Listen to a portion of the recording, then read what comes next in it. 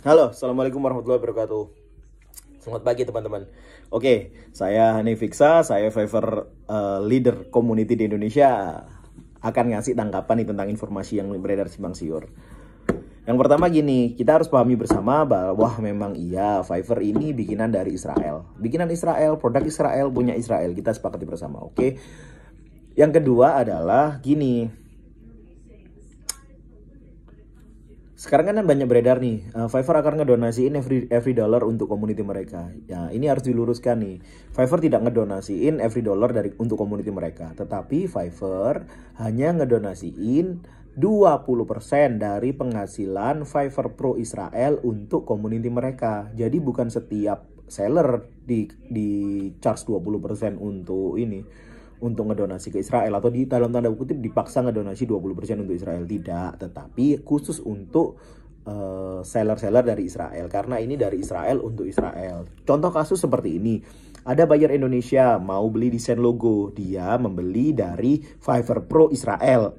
Ya, Fiverr Pro Israel, seller ini harganya $1.000.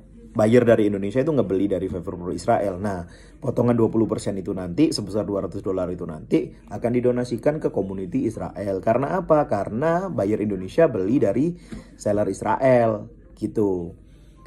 Terus kalau misalnya gini, kalau misalnya nih buyernya dari Israel, buyer Israel beli dari seller Pro Indonesia, seller Fiverr Pro Indonesia, ngebeli logo $1.000. Orang Israel ngebeli logo $1.000 dari Fiverr Pro Indonesia gitu. Itu 20%-nya nggak akan lari ke Israel, karena itu dibeli dibeli atau dibelanjakan ke Indonesia gitu, bukan ke Israel. Jadi konsepnya adalah ini dari Israel untuk Israel gitu loh. Jadi setiap Fiverr Pro seller Israel akan mendonasikan 20% penghasilan mereka untuk community Israel, dan itu menurut saya sah-sah saja karena itu community mereka gitu loh.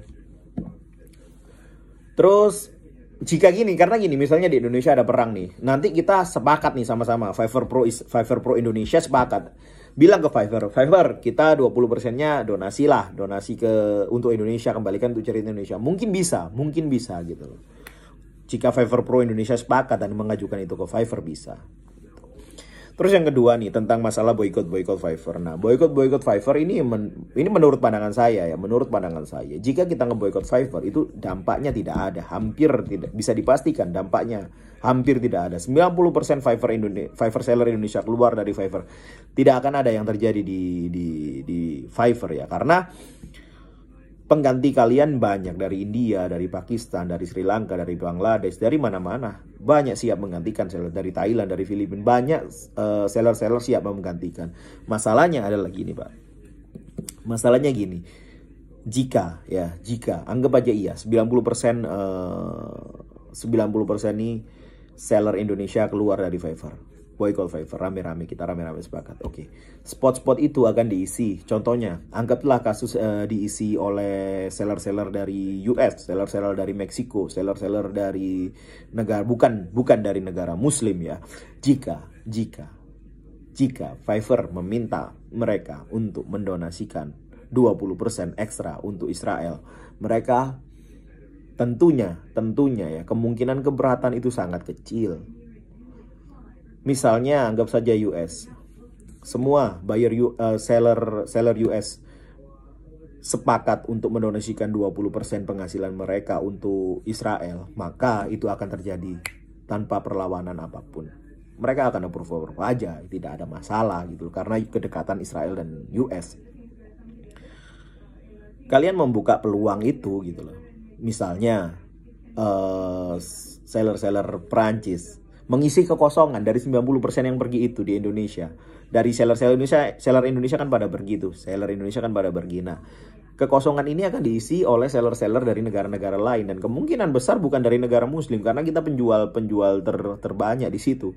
Penjual kita di rank 3, nomor 3 atau nomor 2. Kadang ada di kita di nomor 1 di beberapa kategori. Indonesia ini kategorinya nomor 1. Seller paling banyak ya, bukan buyer, seller Pak gitu. Seller kita ini paling banyak. Nah, kalau kita Kalau kita keluar semua, slot kosong kita akan diisi oleh negara-negara yang mungkin bukan negara muslim seperti kita gitu loh. Jika itu terjadi, slot-slot itu diisi. Lah kalau diisi sama negara mereka dan Fiverr meminta 20%, mereka akan oke-oke aja. Contoh dari Polandia.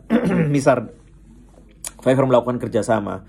Setiap pro-seller Polandia akan mendonasikan 20% dari penghasilan mereka untuk Israel. Fine, totally fine. Mereka tidak akan berpikir panjang untuk mengiyakan itu. Community mereka tidak akan berpikir panjang. Atau seperti community US, mereka tidak akan berpikir panjang untuk mengedil permintaan itu gitu. Tapi jika kita seller Indonesia, misalnya ada tawaran kerjasama seperti itu, ada tawaran dari Fiverr untuk mendonasikan 20% dari penghasilan seller Indonesia untuk charity ke Israel, kita bisa menolak.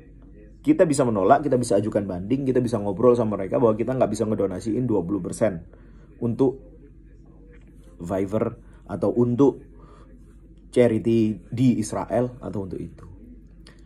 Tapi kalau negara lain, kita nggak punya kontrol, Pak. Gitu. Jadi menurut saya memboikot Fiverr sebagai seller itu kurang tepat. Menurut saya pribadi itu tindakan yang blunder. Dari saya itu tindakan yang blunder ngeboikot itu ya, karena kita ngebuka peluang untuk seller-seller dari negara lain yang datang gitu loh, yang bukan muslim gitu. Nah justru kita harus semakin menunjukkan kekuatan kita di situ gitu loh, sehingga kita punya bargaining atau daya tawar. Jika Fiverr minta itu, kita nggak bisa gitu loh. Itu sih kalau dari saya, dari hemat saya sih itu tidak ada yang lain lah, itu aja. Ya, kalau ada pertanyaan, komen-komen di bawah. Kita siap jawab satu-satu. Thank you. Wassalamualaikum warahmatullahi wabarakatuh.